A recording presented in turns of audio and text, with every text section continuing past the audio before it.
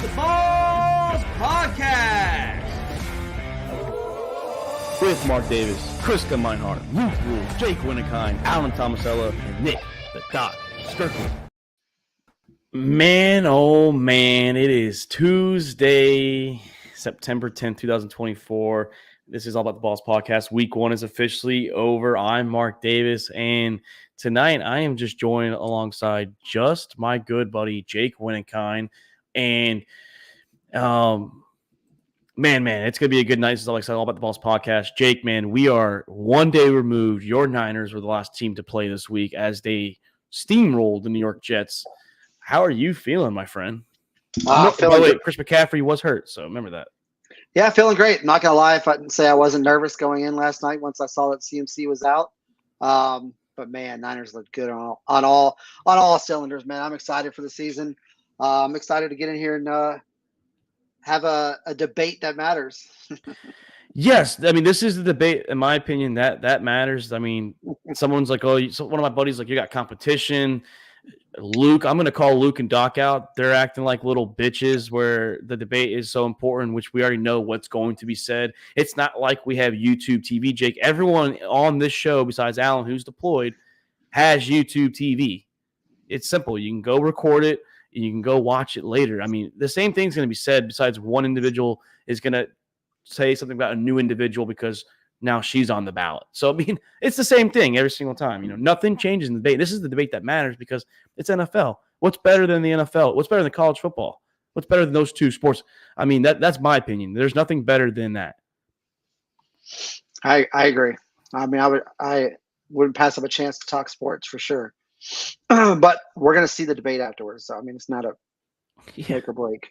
This debate's going to go on to 11 p.m. But, hey, like I said, that's the debate. I don't want to really get into it. But, Jake, man, my Falcons, man, I know we're going to talk about them, man. Yeah, I'm very, very disappointed on what I saw on the offensive end. I was very hyped, obviously, coming off Saturday, where my Texas Longhorns, which we'll talk about, in the last few minutes of the show, they dominated Michigan, the reigning champions. And I was like, all right, I'm going to go 2 for 2 this week. And, Atlanta's offensive line and Kirk Cousins, they seemed like they were still at home. They weren't there. I don't know what I saw. So we'll talk about that. That's going to be a big storyline for sure. But, Jake, let's start off hot, man. Let's start off with Jordan Love and all these NFL injuries, man. The injury bug bit some teams. It started Friday night with the quarterback, Jordan Love, from the Green Bay Packers. It came out his MCL sprain. Some people think he might play this week. Some are saying 3 to 6 weeks. Adam Schefter's hopeful it's just 3 to 4 weeks. So, Jake, man, how big would this be? And more importantly, can the Packers survive the few games that Jordan Love is projected to be sidelined? It's big. This is obviously this is one of the biggest injuries that we had over for week 1. But this is huge. It's encouraging that they didn't put him on the 4-week IR. So, I mean, we know it's not a guaranteed 4 weeks. Can it be 4 weeks? Yes, absolutely. But it's a good sign that they didn't throw him on IR quickly. That's a for sure 4 weeks. But this is going to linger. I mean, I don't think he plays this week. I think he pushes from 2 to 3 weeks from now. I think he gets back. But those MCLs linger. So he's going to feel this the rest of the season. Is it going to be in his head? Is he going to be scared to slide? Is he going to be worried about taking a hit? I mean, this is big. I do think Packers can survive 1 to 2 games. If this goes 4 or more, no, it's going to be bad for Packers. But if they lose this week, I think they'll be okay. We'll see how long this goes. But this is definitely a big injury. I mean, I was already when we did our projections and everything like that, I actually already had the Packers starting 0-2. Even with Jordan Love, I had the Indianapolis Colts. When we did our projections, I had the Colts coming into Indy, and I had them winning this game. So I am nervous for the Packers because, like you said, when he does come back, what kind of Jordan Love are we going to get? Exactly. Is he going to be rusty? Is he going to is it going to linger? Is he going to play scared like some of these quarterbacks that came back this week? More serious injury from Kirk Cousins and Aaron Rodgers and all them. But how is he going to play? I mean, I am nervous for the Packers as a football fan. I mean, just looking at like what they got coming up, right? So let's say he misses these few games, right? So the Green Bay Packers schedule looks like this. Obviously, this week, home for the Colts. With Love, okay, maybe, but like I think with Malik Willis, who's going to be the starter, I don't like that, Jake. So, Titans, no, it's a loss. That's a L. Titans. Which Titans are we going to get? That's the end. No. And then Vikings at home. I mean, if there's no Jordan Love, Sam Darnold looked. I mean, it was against the Giants. He looked good though. But he looked good. I think no matter what, they sit him this week. And then, I mean, it's probably going to be an L. I think Titans game, depending, they might think they can win that without him. And I think he tries to come back for that Vikings game. That would be my best guess. And if the Vikings defense is doing what the Vikings defense last year was hot to start the season, and they're hot this year. I mean, they were getting to Daniel Jones. They were causing chaos out there. Once again, Jordan Love is better than Daniel Jones, so I'm not comparing the two. But Jordan Love hobbled with an MCL injury. Like, what are we looking at there? That's the situation that it is. And speaking of Jordan Love too, Jake, if you have him on fantasy, because this is waiver night, most leagues waivers go through. Baker Mayfield, if he's available. I mean, do you trust Geno Smith for a couple weeks? Like, are you just streaming week by week? Justin Fields is available and looks like he's starting again too. Yeah. Depending on how deep your league is. And the question is, will Justin Fields start longer? I mean, I know they're saying still a calf injury from Russ, but if he comes out and he's collecting, like he's getting dubs, he's not turning the ball over, the defense is still doing their thing, how do you take Fields out? I don't know how you do it. I mean, he did not look good though. Like he did not. I mean, they got the W, but it wasn't because of him. He did not look good. I think it's definitely right now. It's Russ. If Russ is healthy, he's going to be a starter for sure. I don't want nothing to do with Fields. And one last thing with Jordan Love is he's not a pocket quarterback either though. That's why this MCL sprain is a whole lot worse. He uses his legs, so like I mean, he's got to be healthy, and it can't be in his head. And I'm not going to lie, I was not super impressed with Jordan Love. I mean, don't get me wrong, he had some splash plays, but he did not look.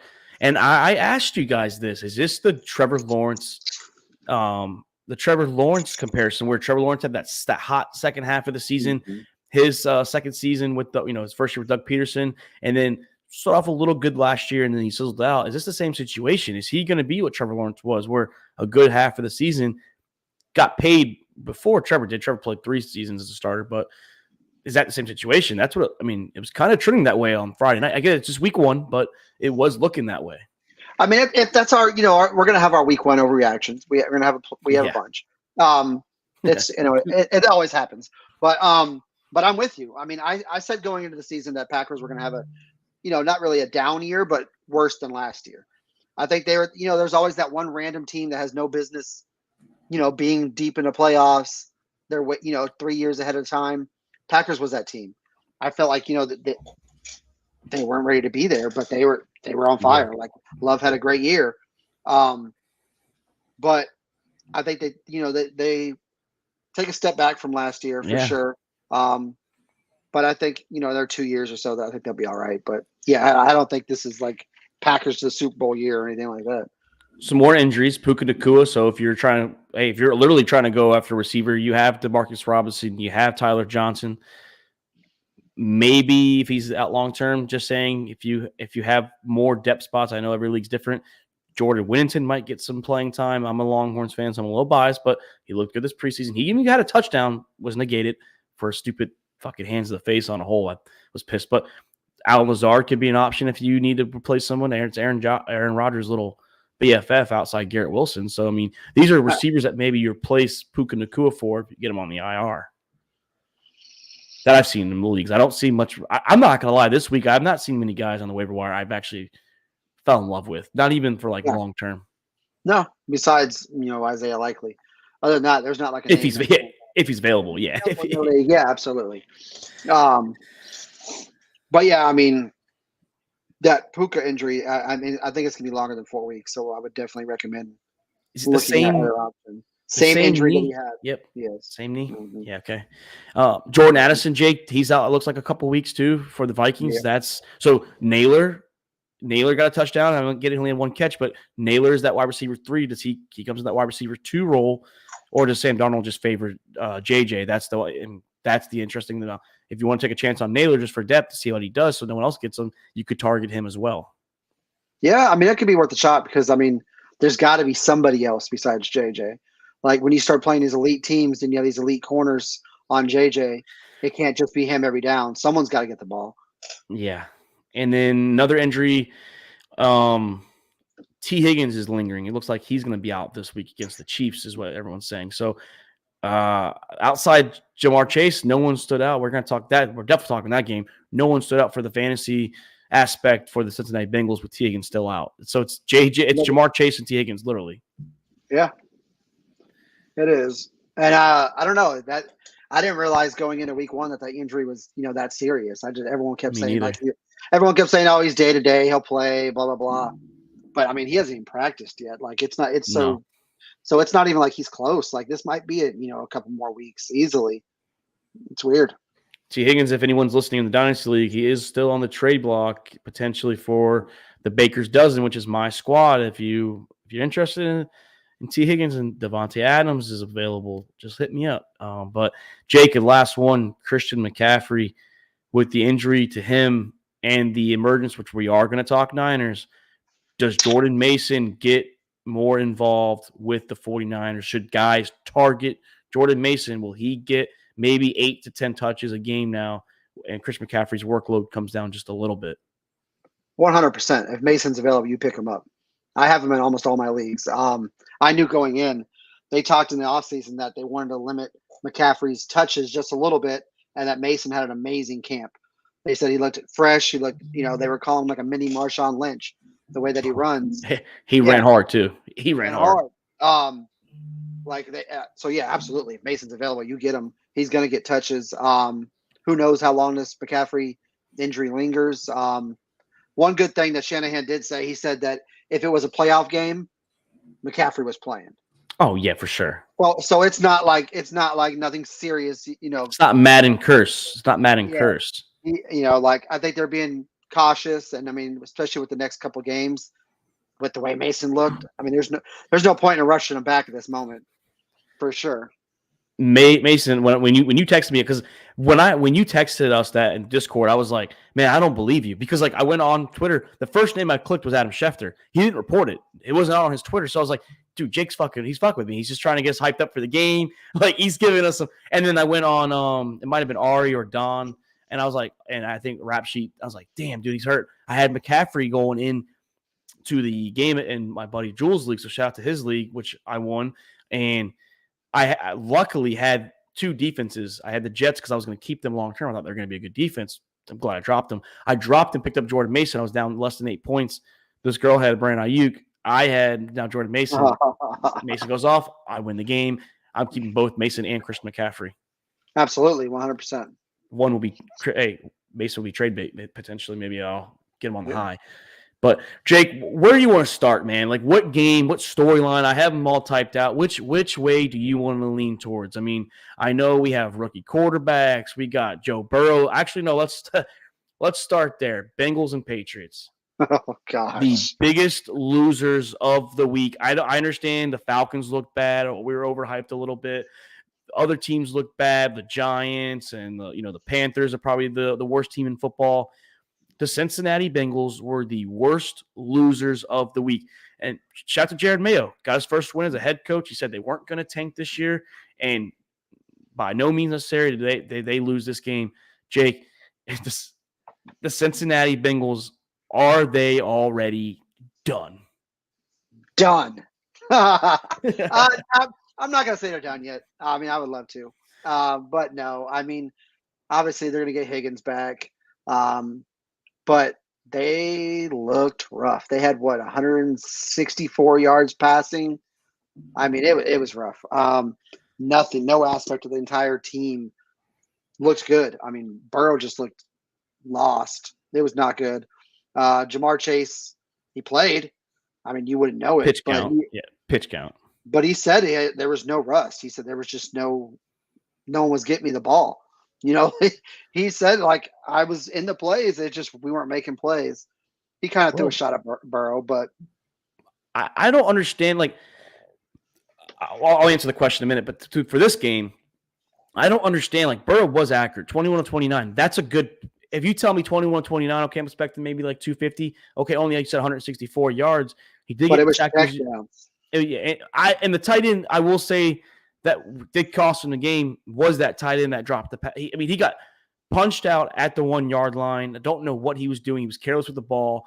And I get it. Joe Burrow did not look like Joe Burrow. I'm not overreacting because the Cincinnati Bengals are a slow starting team.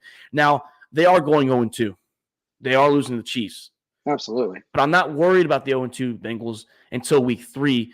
And when they play, I think it's they'll get back on track to playing Monday night against the Commanders. So, God, what a great one of the Monday night games that week. There's 2 bad Monday night games. But I'm not. Well, they better when it's over. Season's over. You lose that Monday night game to Washington.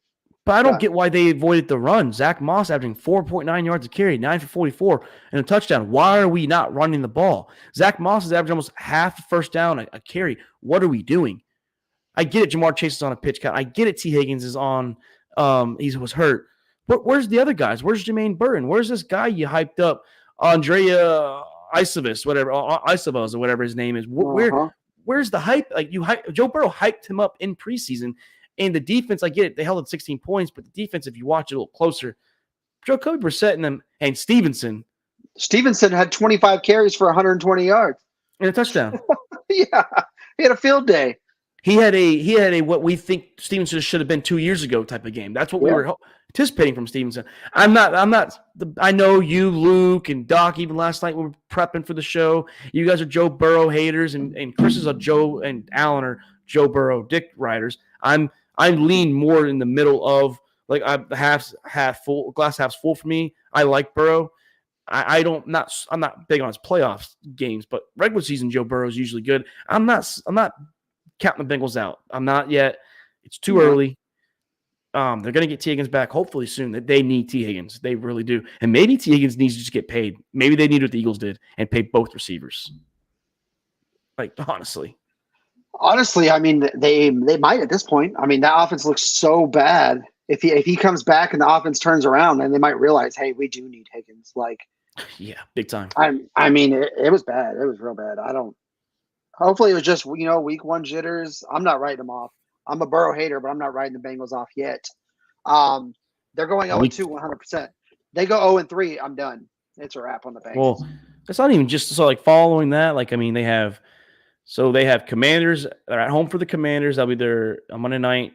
They're at Carolina. Okay, so they need to win those 2 because then they host the Ravens on Sunday at 1 p.m. Like, they need to go in that game 2-2. They can't go 1-3 going in that game because it's in the jungle, but it's still a tough game. So, like I said, I'm not sold out. Now, we're going to talk to Marcus tomorrow. This is a storyline, of course. Burrow, Mahomes.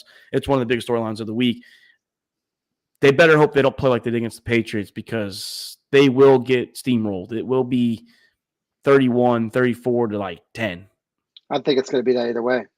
Yeah. It's going to be nasty. But hey, shout out to the Patriots though too, man. Like, congrats to Jared Mayo. Like, honestly, like I'm going to give him his flowers. He deserved the Gatorade bath he got. It was good.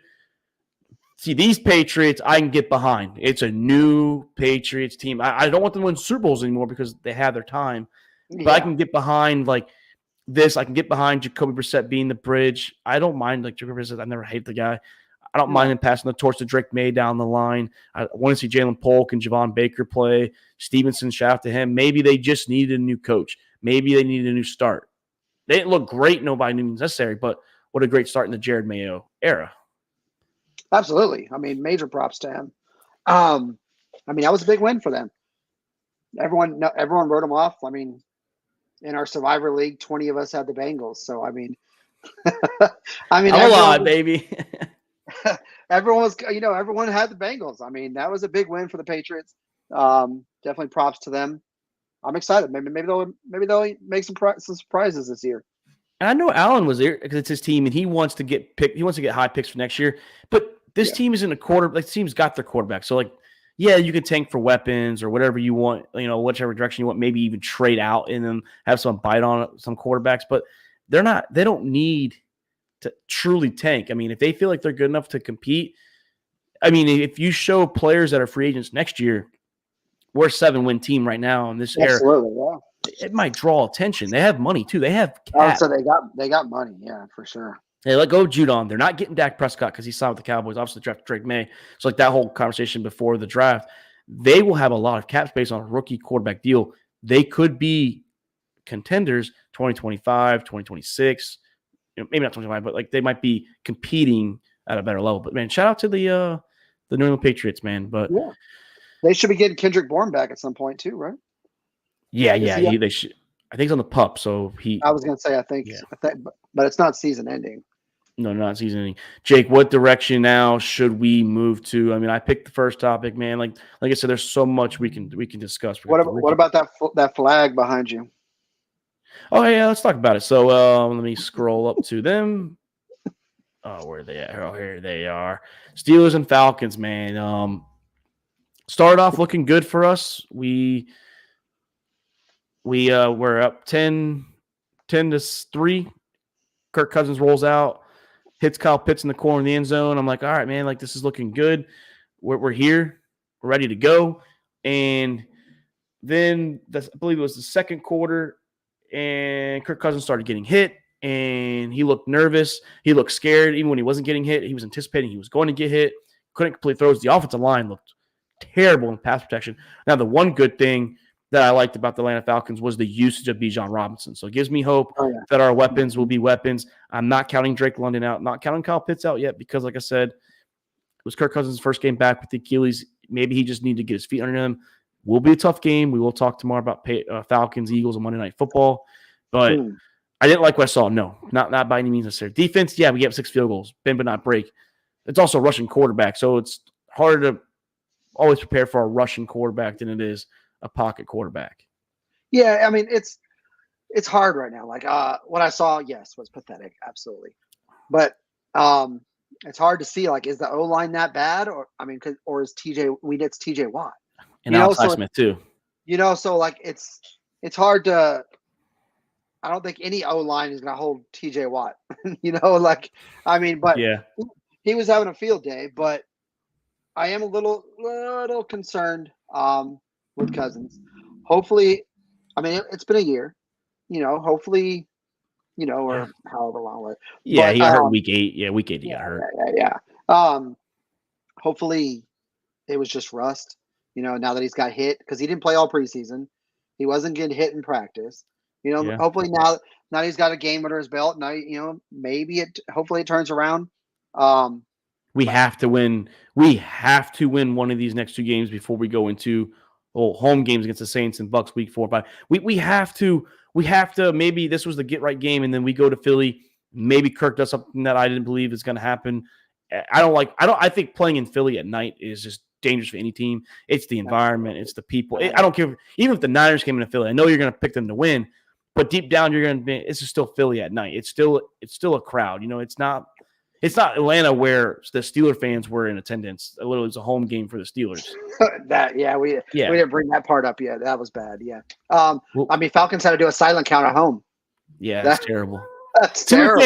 Steeler fans travel, and don't get me wrong, that they are one of the hardest traveling fan bases probably the hardest fan traveling bases in the league. Honestly, if you ask me, them and the Niners. Niners, you and Pat. I think you guys, Niners, Packers, and Cowboys, because Cowboys the fans are everywhere. So Giants are actually really high on this side over here too for some reason. But a lot of New Yorkers come down to Florida, so it makes some sense. But no, and I know Alan said, "Well, the Browns' best defense," and I'm not saying this because we lost to them. I legit think the Steelers might have the best defense. I don't think Jets are the best defense after what I saw. No. Steelers are. And it's not because we lost. You got Alex Highsmith and you got Cameron Hayward. This guy is a beast still. TJ Watt. Patrick Queen was all over the place. It looks like it wasn't a Roquan Smith thing. It looked like he just was. Linebackers take a couple years typically to develop in today's game, and then the secondary is filthy. Yeah, that defense is great. That's what I'm saying. That's why I'm saying I'm not 100% like Falcon. Like it's a good defense. So, I'm overreacting. The season's over. Yeah, for sure. Absolutely. If I was a Falcons fan, my season would be over. Kirk Cousins is washed. I'm done. Absolutely. Penix needs to play by week 8. Absolutely. I'd be the same way. Yeah. But me on the outside, it's his first game back, but I don't like the schedule. So I mean, that's To tough. I start think, after the first 5 weeks, it yeah, calms down a little bit, but we gotta be 2-3 at the worst gotta be. And coming out of that. Bucks aren't a for sure Well, win. we're gonna talk about that because that I think the headline is sneaky NFC contenders. Yeah, that's so. I mean that So you're gonna lose to talk them. Eagles. I mean that's 0-2 right Hey, there. come on.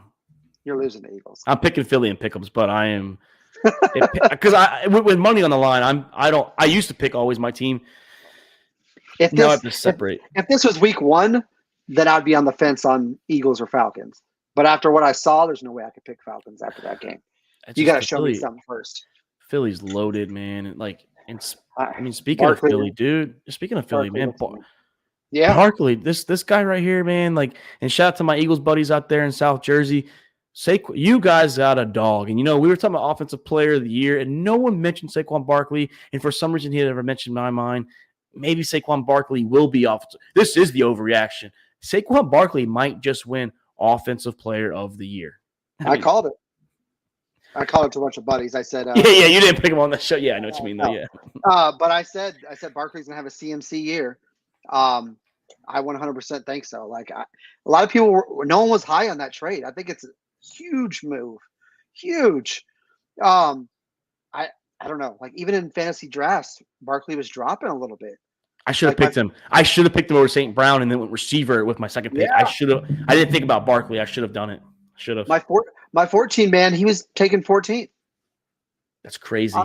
I would have taken. I think I honestly. I mean, but you had the first pick though, right? CMC had the first pick. But I think if I would have picked anywhere else besides CMC or Bijan, it was Brees.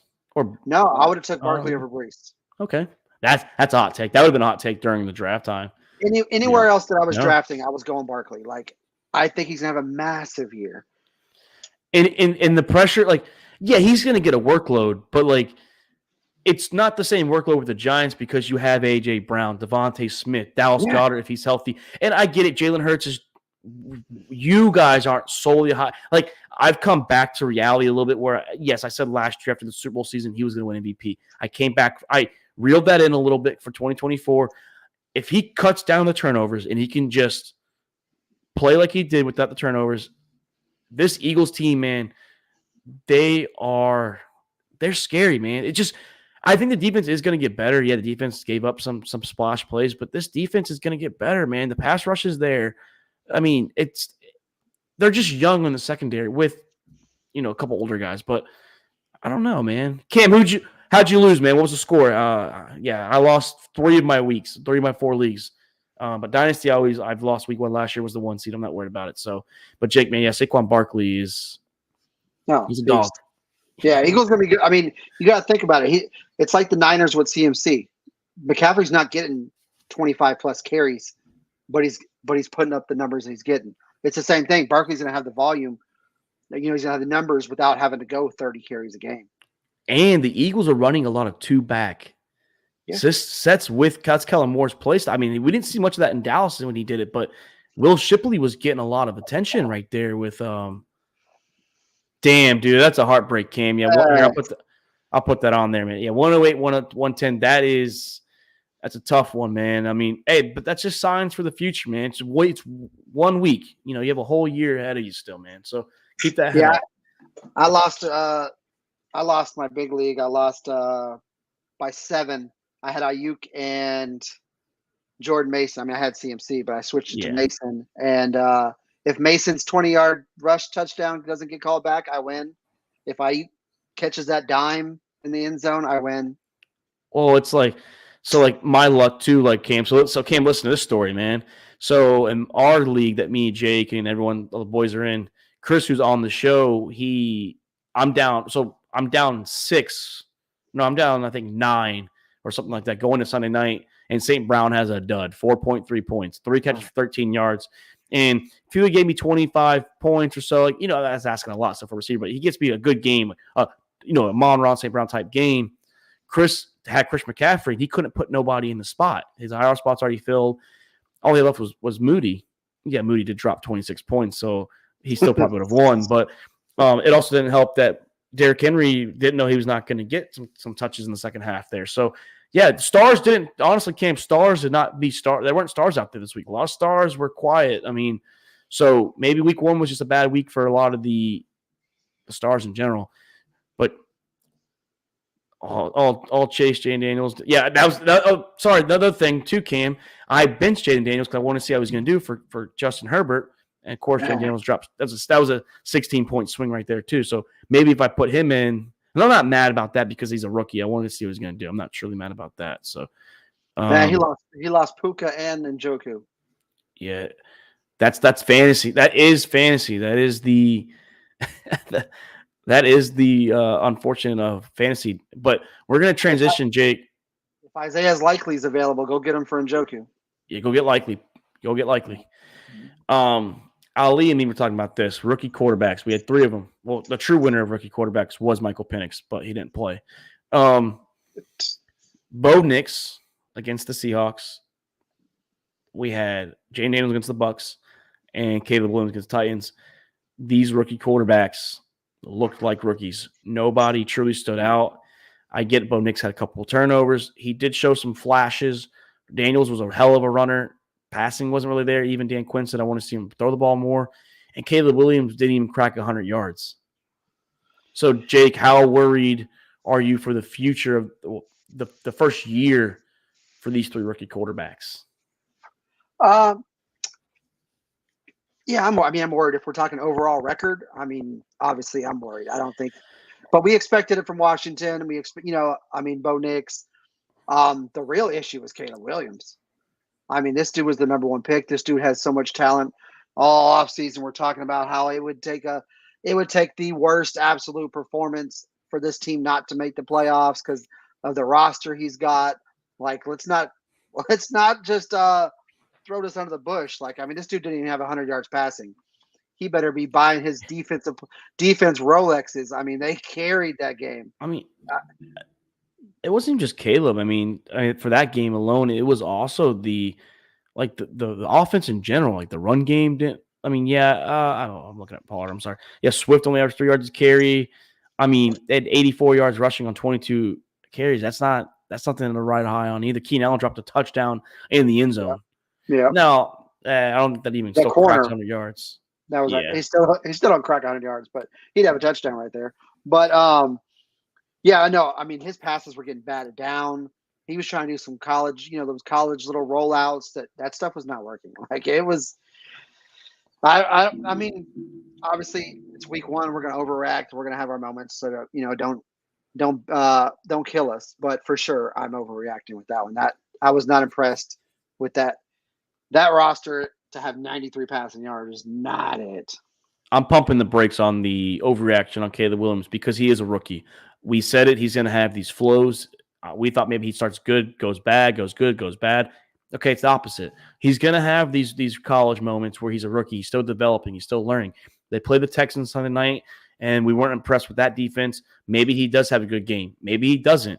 I think Caleb Williams will be fine going forward. I'm not out on him yet. He is going to have those moments this year. It's going to happen. The Bears will still have a winning record. They're still going to make the playoffs. This defense is arguably the best defense in football. I am not too concerned. DJ Moore and Keenan Allen will get more involved. And I'm not worried about it. But Jake, at least he won. Remember that stat? There were the since David Carr. Yeah. Since David Carr. When the Texans became a franchise. Now, Jake, I will say, like I said last year, the second quarterback in the draft class, C.J. Stroud to Bryce Young, Jane Daniels is better than Caleb Williams, and I'm gonna die on the sword. If Jane Daniels is a Chicago Bear, Jane Daniels is throwing for 250 Sunday, and he's gonna have a couple touchdowns. I really think that Jane Daniels fits this T system better. I get it. Caleb Williams was the guy that everyone's been wanting since he came to Oklahoma, and then he transferred to USC. I get it. And that's no knock at Caleb Williams, but I'm telling you, he will be fine. But I do think that Daniels would be better on the Bears, and that's because he did better with a worse team, honestly. Oh, I agree 100%. I mean, it could down the long run. It's probably the best decision, but I think Justin Fields would have more than 93 passing yards last week. So Solar says that the Seahawks are back to prime. Um, I, I mean, I think y'all are going to have 9 wins. Don't get me wrong. I think y'all are going to be what y'all were the last 2 years of 9-18 Solar, but I need to see more. You guys did struggle against Bo Nix and the Broncos, and you do have Jacoby Brissett and the Patriots in New England. So we'll see what you guys do against the Patriots this week. And then you still got to worry about Brock Purdy, Solar. No, I mean the Seahawks. I mean the Seahawks did look good, and shout out to Mike McDonald. He got his first win as head coach. So congrats to them. The defense looked pretty good for the most part. I thought the offense was kind of shaky at points. I obviously got two safeties, Gosh, very quick too. Like that was crazy. Kenneth Walker looked all right.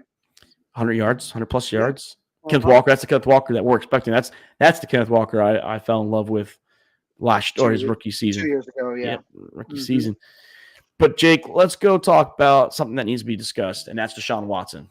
And this horrible offensive line. And it wasn't just Deshaun, but he's the quarterback. Get it? Both tackles are out. But what the hell has happened to Deshaun Watson? He is washed. I'm a culprit every season for the last 3 years. I'm like, this is the year I think Watson's back. This is it. Starting to get a little excited. Oh, let's see what Deshaun Watson's going to do with this offense. Man, it's not there. No. We have every excuse in the book. Oh, he just came back. All this. He's washed. It's bad. I mean, they have offensive players. There's no excuse to be that bad. It's terrible throws. I honestly think they got to bench him. I think both quarterbacks on the bench are better than Deshaun Watson right now. I wouldn't say DTR. Winston would be entertaining. Winston would be fun to see with this team. And I know this is the past. And yes, in 2020, if you would have said, hey, you can pick Baker, Deshaun Watson, of course, I'm going to Deshaun Watson. But why would you give up the first overall pick in Baker Mayfield that you drafted in 2018? And if you just assemble the same team, you give him Amari Cooper, you give him, he already had David Njoku, but you give him Amari Cooper, Nick Chubb's still there. You get Jerry Jeudy, you get this offensive line built. The defense is the defense.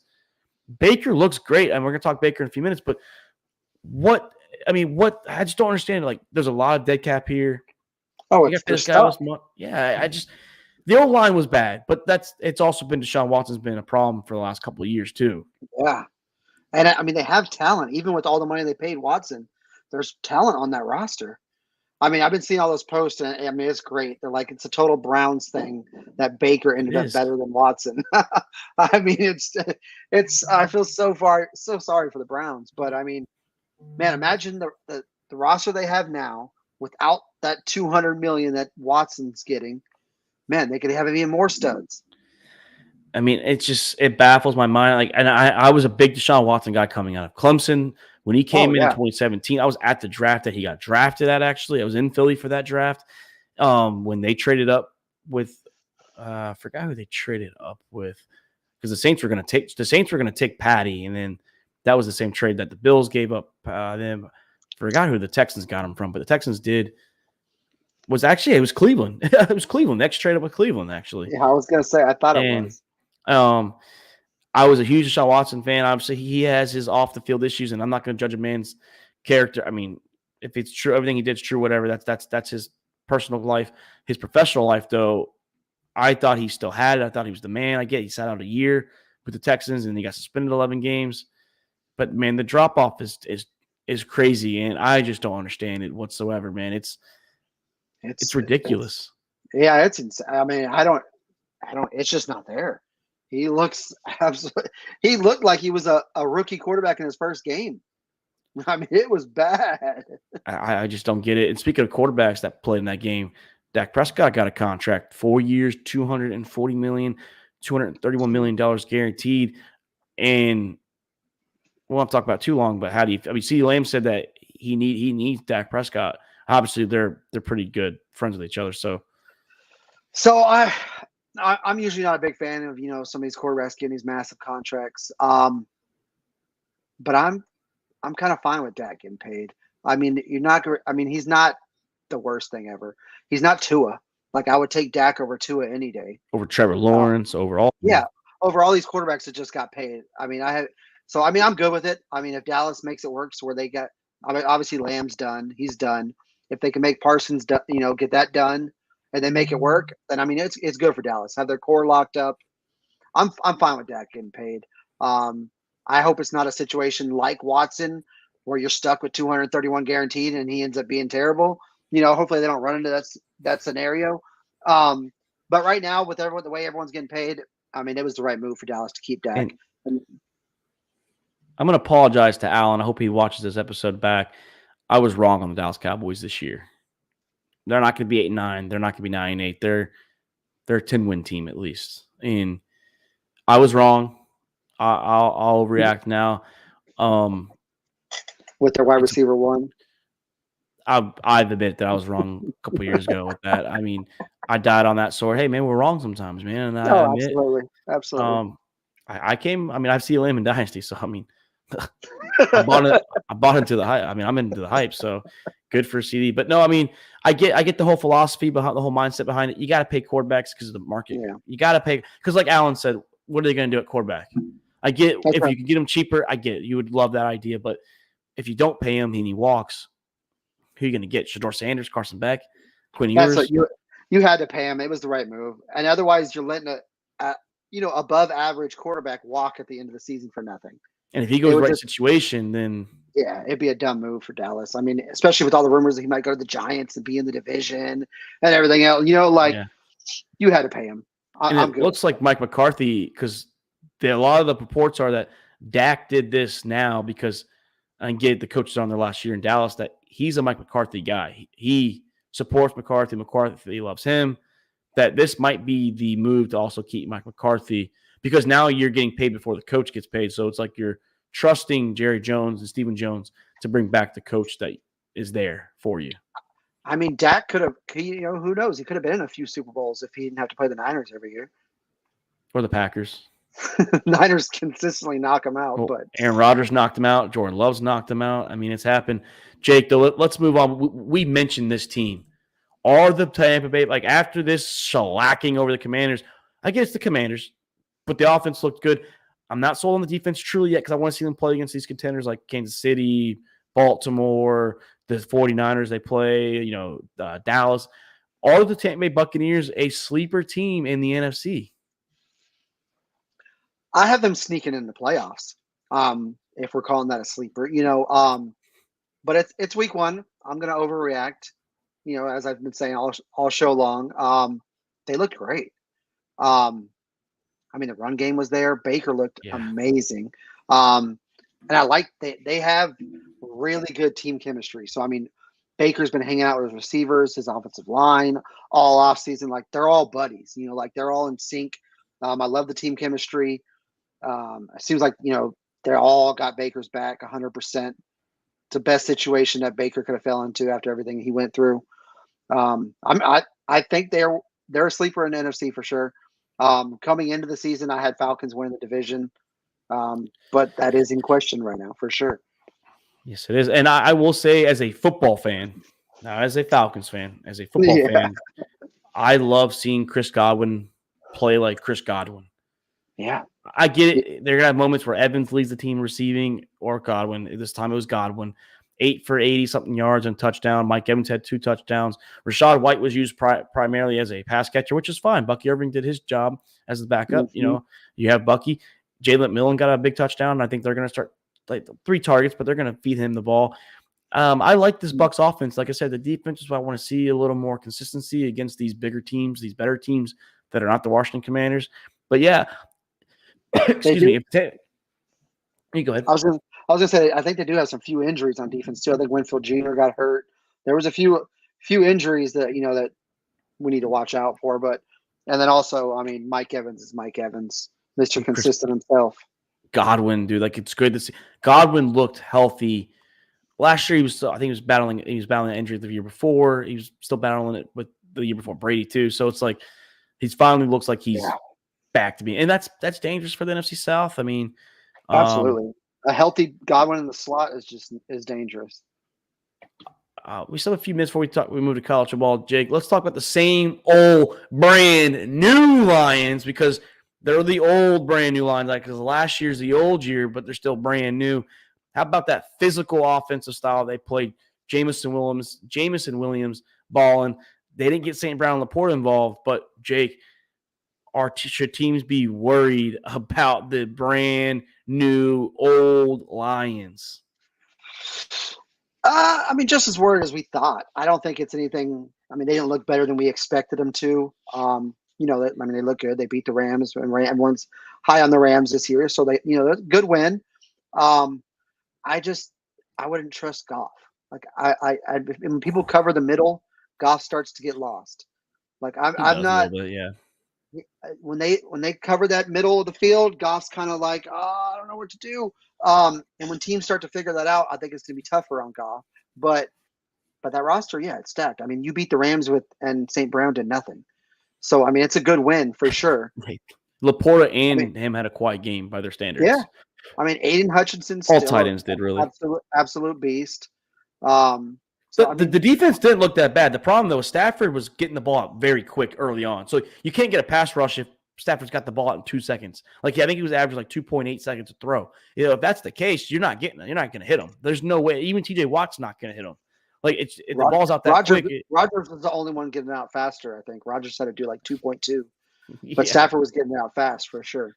And then when he wasn't, then he started getting hit a little bit. And you saw it. Aiden Hutchinson was getting there. Aiden Hutchinson was all over the place. Hey, Carlton Davis came out big. Kirby Joseph had interception in the end zone.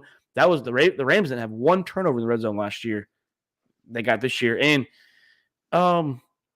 typical Dan Campbell, I loved it when he went for him 4th down. And I was waiting for you guys to sit there and be like, what a fucking clown. Take the points. Because it was pretty fucking, quiet out here. It's like church mice in the Discord. Because he got it. If he wouldn't have got it, that'd have been bad. No one responded to me. I was like, same old Campbell, and no one responded. And then the Rams tried it on 4th down, and Sean McVay couldn't get the job done. So maybe it just works for the Dan Campbell and the boys. But after all, Jake, let's talk your team, though. Let's talk about the 49ers dominating in all phases of the game. Coaching, offense, defense, special teams. Was this more about the Jets struggling? Or is this more about the Niners being what the Niners are and the Jets will be fine later on? I think the Jets are going to be fine. Obviously, Rodgers' first game back, playing arguably one of the top 2 best teams in the NFL. But, man, Niners look good. Leonard Floyd with Bosa, like it looks nasty. Fred Warner with that punch, dude. Oh, my gosh. I mean, Rodgers literally had to get the ball out in 2.2 seconds every single time. Oh, my gosh. It was so exciting to watch. Like, that Niners defense is still going to get Dre Greenlaw, Hufanga. Like, I mean, it's going to be so nice. I'm excited. I feel like it's still beatable because every team right now it's week 1, but like you guys, the Lions, the Bucks, I mean, don't forget we had no CMC last night. Yeah, Mason. Shout out to Mason. Now, I want them to do a little investigating. He said Friday he knew starting. So like people that are betting, they need to know this stuff. But no, you guys dominated. I'm not worried about the Jets just yet. Even though they looked lost out there. Some of the play calling I wasn't a fan of with the Jets. Mike Williams, I get you're trying to ease him in, but like he only had 4 snaps in like the first half. Like I just don't understand what was going on out there. Salah's in a year where if he doesn't get this figured out, he might be canned by the end of the season. Like, at the end of the season, he might be fired. Yeah, another guy I'm calling for. I think it'll go 2 years only because this is his actual first year with Rodgers. Like it depends, unless Rodgers is like, I want him out, But like I think he might get 2 years. But the only thing that I'm worried about, and I kind of saw it on the field last night. Coming into the season, everyone was saying that the team chemistry is bad. Like they're catering to Rodgers. Like there's no, like no one gets along. And I saw that. It almost looked like players were giving up. Sauce Gardner was off for 9 plays. Yeah, he came out with a cryptic tweet too about that. Yeah, like they were saying it's not injury related, but then he said, "Oh, I was just recovering once I felt able to get back out." Like it was very, very weird. Like it was just, I don't know. And they need to go. And you know what they need to do? They need to sign Hassan Reddick today. They have to sign Reddick. That's a mess. I mean, I mean, Reddick's an idiot for not playing, yes, but you trade for a guy that was wanting to leave a team because he wasn't getting signed. You know he wants to get signed. Yeah, he didn't Like, hate Philly. He didn't hate the Eagles. He just wanted to get he wanted paid, to and get the paid. Eagles didn't want to pay him. And then he's like, all right, well, trade me. Yeah, so why would he want to trade to a team that's not going to sign him? He would just stay where he's at. So that's on them, idiots. But yeah, I don't know. That hopefully they can come together. Like, I'm not writing the Jets off or anything yet, but if that team chemistry thing coming into the season was true, this could blow up fast, and Salah could be out. Yeah, and speaking of a guy that might be out, I called it. Was it this morning? If Brian Daboll loses his locker room, I talked to a Giants guy in my office today. He says that the locker room's not lost yet, but Daniel Jones, Malik Neighbors. They asked Malik Neighbors, Jake, about Daniel Jones out there, and he said, "I don't know what's going on back there." Daniel Jones, yes, he's garbage. We all know it. He's trash, overpaid. Giants are idiots. But I'm not a fan of your rookie wide receiver dogging you after one game. Maybe like talk to him in the locker room one-on-one. Be like, hey man, we got to figure this out. We got to get in sync. But don't call the man out after one game. You're a rookie wide receiver. No, I don't like that. Is he right? Yes. Yes, absolutely. Is there another individual like Andrew Thomas, from the lineman? Should he call out him in the press conference? Yes. He is a vet on the team. Brian Burns is new. Okay, maybe someone on the defense that's been there for a little while that's established. Maybe Dexter Lawrence. Maybe someone like that has the respect and not saying that no one respects Malik Neighbors in the locker room, but like your first ever game, you come out after 5 catches, whatever you had, and you're like, yeah, I don't know what's going on back there. Yeah, I don't like that move. That's not cool. I mean, it's one thing for like Jamar Chase to call out Burrow or something like that, but they have that relationship, like an established relationship since college. But come on, man. Yeah, I don't like that. Should Daniel Jones be gone? Yes. Should the coach be gone? Yes. Should the GM be gone? Yes. I mean, they should clean house. You let Barkley go to the freaking Eagles. I mean, fire everyone. That's terrible. That's the owner's fault. And if you watch, so terrible. John Mayer wanted to keep Daniel Jones. That's the owner. You saw in Hard Knocks if you watched it. The GM Joe Shine said that I can't pay you that. Not that I don't want to. I can't. Because he wanted Barkley. He asked, let us give you one last offer once you got a deal too. Like, he was asking for help and stuff, but still, you let him go to the Eagles, man. That whole organization is terrible. Man, that's terrible. And it's what's going to get Brian Daboll potentially fired if this locker room gets lost. Jake, I wanted to ask this before we changed subject. I forgot to do it. Hear me out on this theory. They fire Robert Saleh. Mm-hmm. And even if it's for a couple years, the Jets just do what they have to do to win because they're in that mode. We always said, what happens if this number 12 played with another number 12's coach? Belichick comes to the Jets. And he gets to coach Aaron Rodgers for a couple years. Get it, aging Rodgers. But he gets to coach Rodgers that we've all been wanting to see. Could he have done what Brady did with Rodgers? I get it, older, but maybe Nathaniel Hackett still stays. That's Rodgers' boy.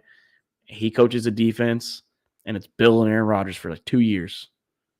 And Bill with that Jets defense? I mean, just think about it.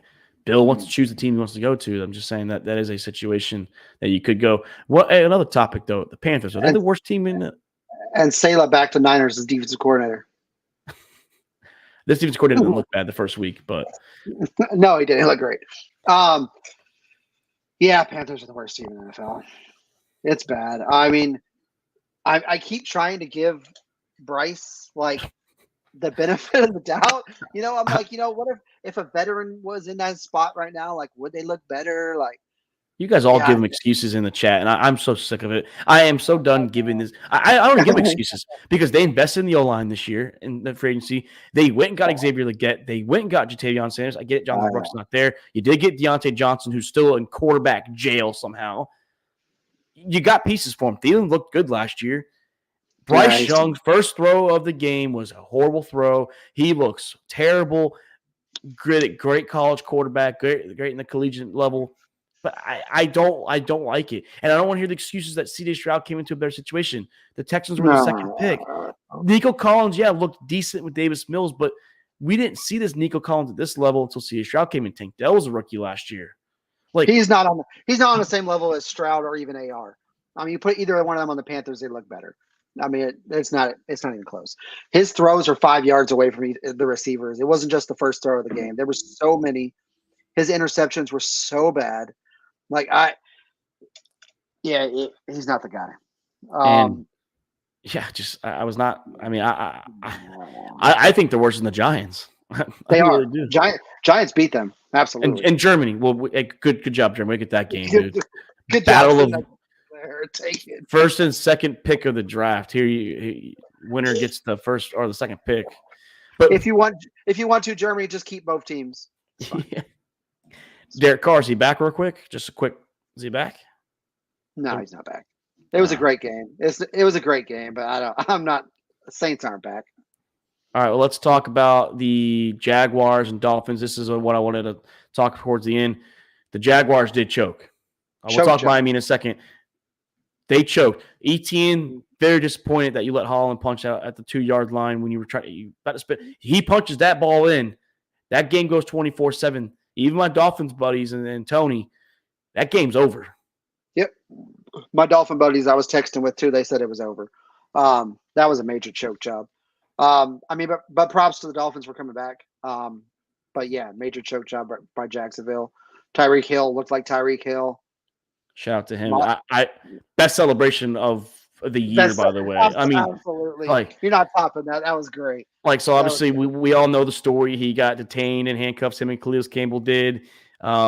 Unfortunate situation, what happened, all that stuff, and then he doesn't get arrested, so he's able to play. I mean, because if he got arrested that early, it was like Scotty when Scotty Scheffler got arrested. He got arrested really early on, where his tee time, like, it wasn't going to affect it.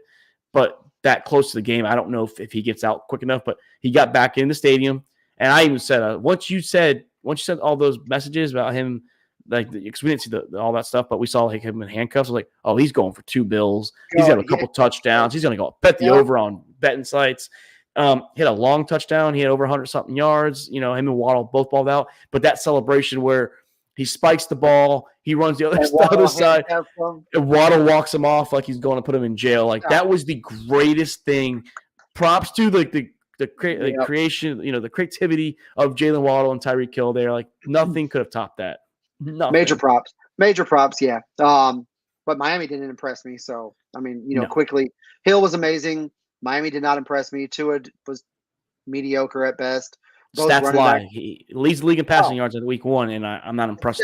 Stats always lie. I mean, Tua just throws up a prayer, and Tyreek Hill catches it, and then everyone's like, "Oh, Tua just threw a 80-yard touch." No, come on, man. Both running backs are hurt already. Mostert and A-Chain probably not going to play Thursday.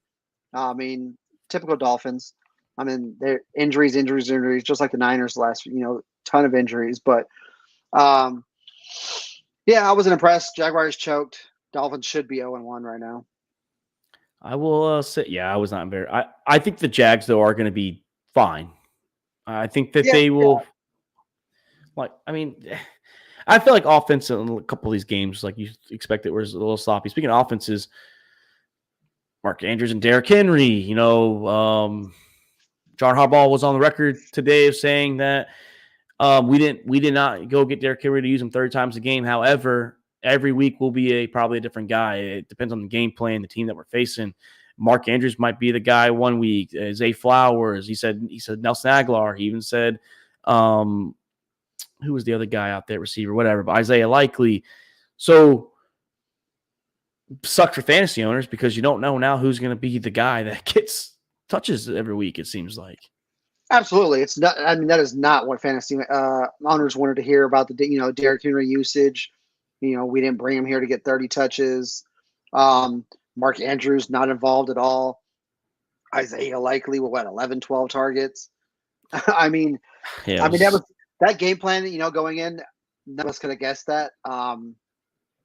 But there is a lot of mouths to feed there. A few teams have a lot of mouths to feed, but I think Isaiah Likely is going to continue to be involved. I mean, he looked really good. There's no way they're taking him out of the offense. I think Andrews will have some games, where he goes off. But for fantasy-wise, yeah, I mean, it's not – who knows which tight end to start. I mean, Derrick Henry's not catching passes. So, I mean, you're not going to get that – you're not getting that from him at all. And then if they're not only giving him, 10 to 15 touches, he's gonna have to make the best of that too, because he's not getting the PPR catches. And he's got to get the yards there. I mean, he got the touchdown, but you take away that touchdown, he would have had what, 4 fantasy points? And just wait until I know Justice Hill got some love, but wait till Mitchell comes back. I know. I mean, I think the Mitchell thing's going to affect Hill more than Henry. Henry still has his role that affects Hill, but like John Harbaugh said it, and he's not wrong to say it. I mean, and Alan mentioned it last year. The Chiefs struggle against scrambling quarterbacks, like a lot of defenses do, but against the Raiders, I expect these two to go off this week. I feel like, and likely Zay Flowers can still be involved, but I expect Derrick Henry to have 2 touchdowns. I expect Mark Andrews to have about 6-7 catches, maybe like 60 yards, decent fancy points there. But Ravens are going to be fine. I'm not worried about the Ravens. They did play the Kansas City Chiefs, so lost by a toe. Yeah. No, they're fine. Yeah. I mean, they played good. I mean, it wasn't like they, got destroyed by the Chiefs. Like, it was fine. Likely survived too. I thought he broke his arm on that one play, man.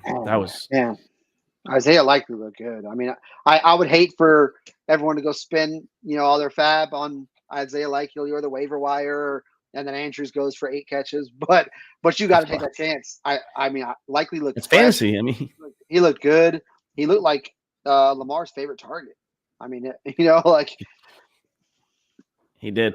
And speaking of a former Raven, real quick, I just want to give Jacob Dobbins a shout out.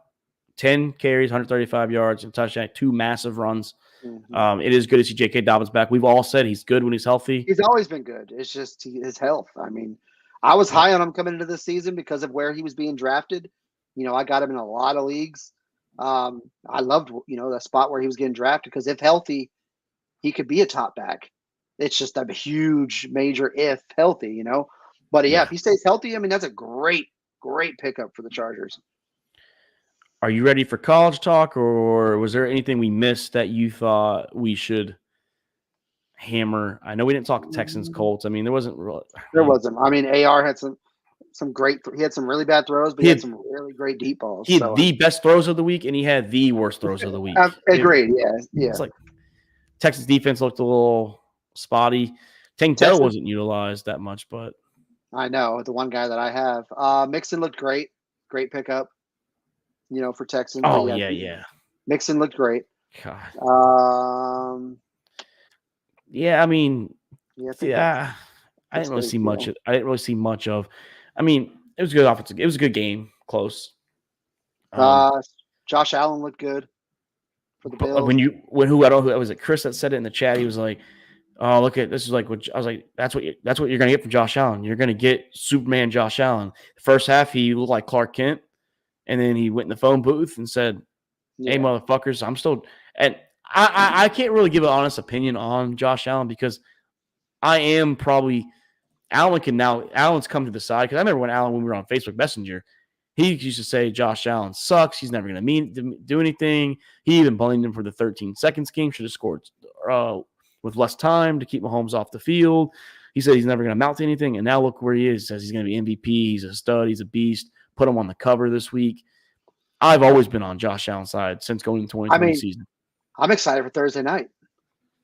Josh Allen at Miami. Yeah, great. Dolphins killer too, and hopefully Mostert and at least Mostert, one of them plays. It depends. They usually win at home. Both of those. Well, early before they got Hill, he was beating them in Miami. But then when Hill came, it's kind of flip flopped a little bit.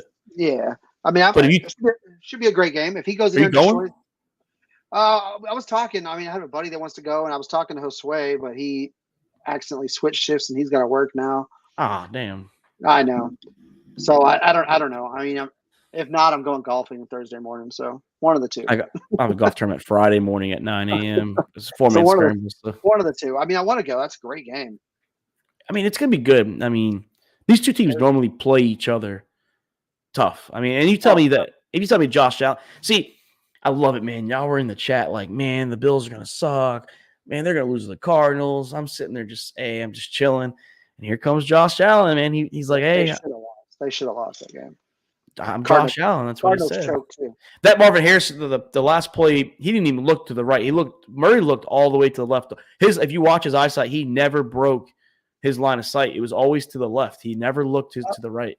Oh, Marvin Harrison played? He was out of all the first round receivers, I think he had the worst stat line. I think so too. Because Worthy had 2 touchdowns, Neighbors had 5 catches, Brian Thomas had a touchdown. Odunze he had a few catches too, I think. Yeah, I think Odunze and Harrison were the 2 quietest receivers out of the bunch. But hey, shout out to Xavier Worthy, baby. Because speaking of the horns, baby, it's that time, baby. The Texas Longhorns. And what we did this past weekend, we went to what they call the Big House, which is old Michigan. And we got a big win. I don't give a shit if they're not the same the Michigan team last year. Going into Ann Arbor, big noon kickoff. We go in there and we make the bounce house, or the Big House, I'm sorry, bounce house is UCF. The Big House, Austin, Texas, essentially. I mean, Michigan people were saying that they've never seen so many away fans. It felt like a true, like, not 50-50, but it was a lot of Texas fans there for that game. And, we came out, Quinn Ewers right before the game. You say, Quinn Ewers struggles against ranked opponents, blah, blah, blah. And what does he do? He comes out and he looks like a stud. We lost Blue for a little while, but then you have our fucking backup running backs looking good. Our defense was all over the place. Like I said, Sarkisian built an SEC defense in the Big 12. He was getting us ready for the SEC. I'm not saying we're going to beat Georgia. We're going to win the SEC. But everyone that said, when I was deployed in 2021, and all you guys said before, we can't handle the SEC, we will be a force in the SEC. It's just maybe not Georgia, but we will be a contender in the SEC. Yeah, I mean, obviously, like you said, it wasn't the same Michigan team, yes, but going into the Big House and spanking them is huge. That was a big win. Yeah, it was ugly. So yeah, big win. Shout out to Texas.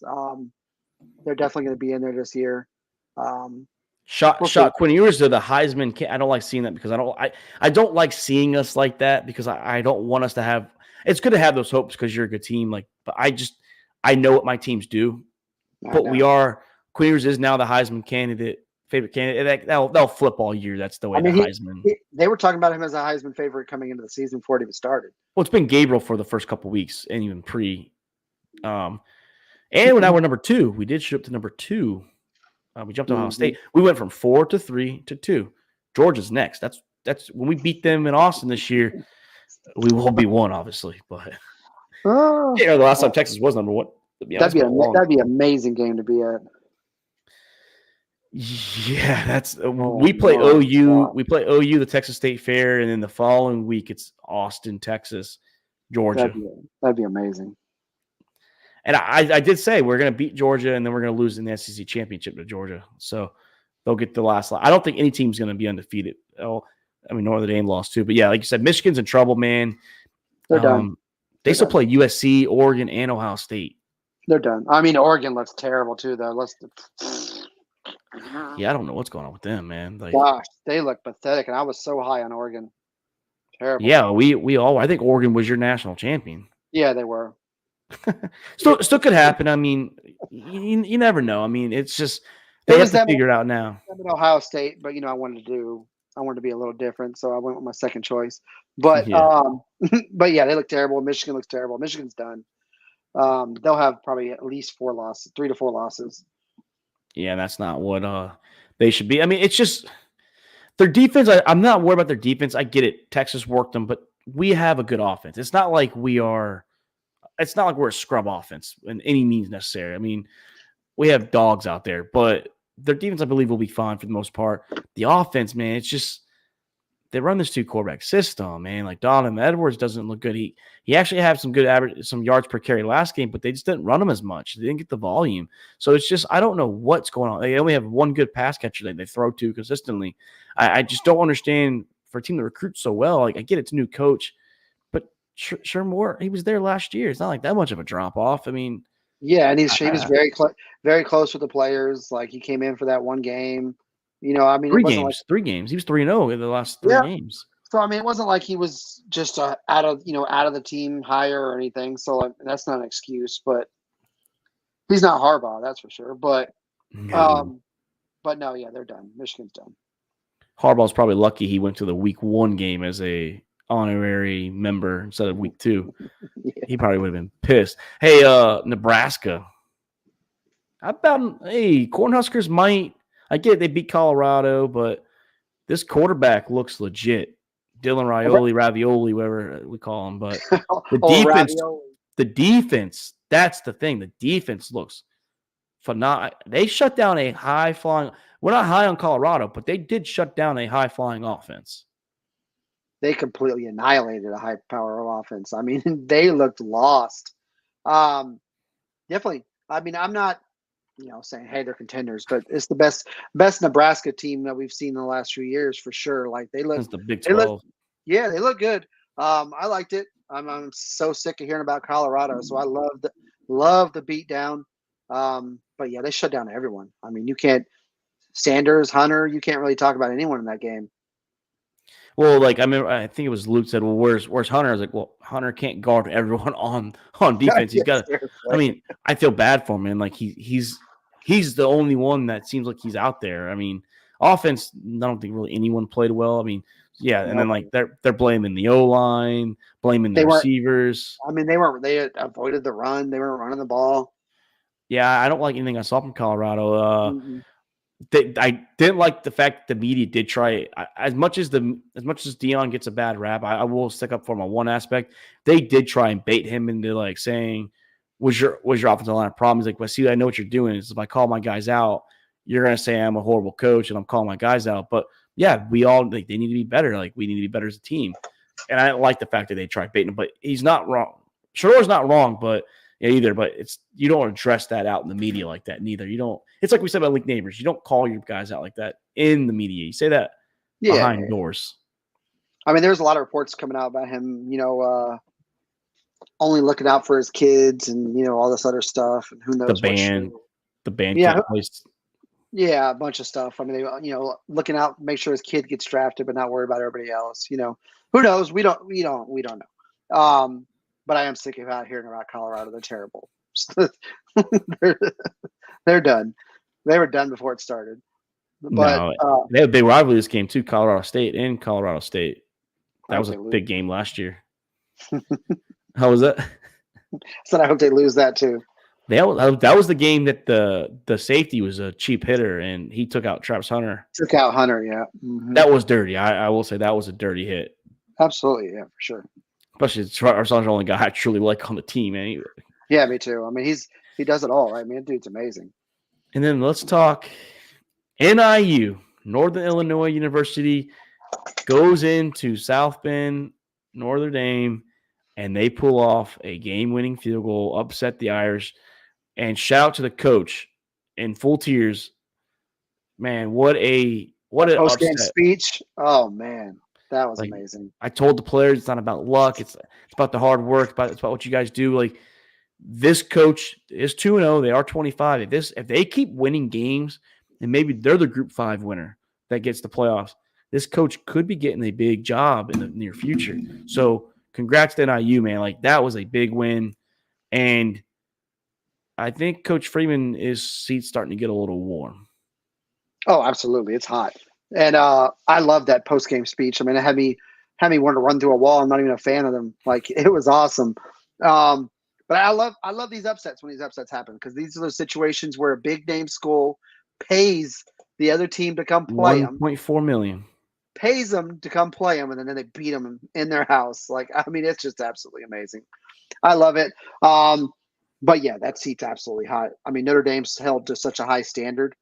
Like, you go and lose this game, like, it's massive. He just looks like, and I like Coach Freeman. I think he's a good dude. He seems like he's a good players coach. But when he's on the sideline, like, he looks lost. Like, he really does. And to be honest, it reminds me of Jimbo Fisher. Like, I get it. Jimbo Fisher won a championship. It also helps when you have fucking superstar talent out there. But when Jimbo wasn't dominating, like with Jameis Winston and the guys, he looked lost on the sideline. You can just see in his face. And the seat looks too big for him.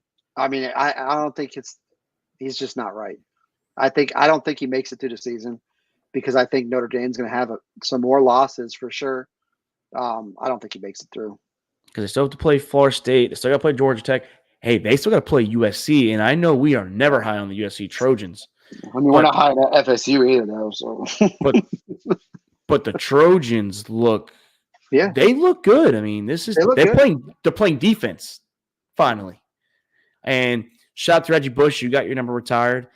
Don't know why Caleb Williams got his number retired, but Reggie did deserve it, to be honest. Yeah, shout out to Reggie. He's a true Heisman winner again, like Caleb, but Reggie was also part of a national championship. Well, I mean, yeah, national champ. Yeah, he was a national championship team. Yeah. Mm-hmm. Well, they also claimed one too, where I mean, his jersey's not even retired, is it? they retired the same day. Reggie Bush. Reggie and Caleb got retired the same day. Okay. Like Matt Liner and there's a couple other guys I a little older names, but yeah, Matt Liner of our era, Matt Liner and Reggie deserved it. Like absolutely, that team was nasty. They were nasty, and then the last game of their careers together, ended with an L. Yeah, it did.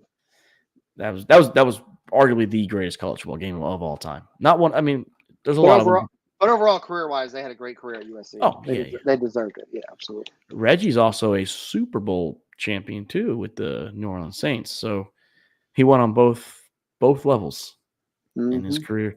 But Jake, man, great episode. And dated Kim Kardashian, didn't he? Or one of the Kardashians or something? Yeah, he was the only one that really didn't have a fall off after. He was like he got hurt. Didn't have he got hurt while dating one, I think, but. Yeah, I mean, he had injuries, but he slip on a sideline and tear his ACL or something. I think that was with Detroit. And I think it was with the Niners. Was it with the Niners? I don't know. It was one of the. It happened in a dome. I do know that. I remember what team he was on, but yeah, he tripped on the. He played for a handful of teams. He played for the Dolphins, the Lions. He played with y'all. Yeah, he played with the Niners too. Yeah, that's the end of the career then. Mm-hmm. I love seeing those games where it's like, can you recognize the player? And it's like, man, I forgot that guy played for this team. I know, right? It's like, damn, dude. But no, man, great episode tomorrow. I'm not sure if you're going to be in here. I know that Doc and Luke are supposed to be in here. It will be our preview episode. So we'll be previewing week 2, a little, maybe college week 3. This week is it's kind of boring, to be honest, for college. So we might not dabble too much into college, but we have some storylines. We got Lions, Bucks, Jake rematch the divisional round. We have Chiefs, Bengals, obviously rivalry between Burrowhead, what they call it. Falcons, Eagles, Dolphins, Bills, Falcons, Eagles. What's the Sunday night game? That's Texans, Bears. That's a game. Saints, Cowboys could be a sneaky game.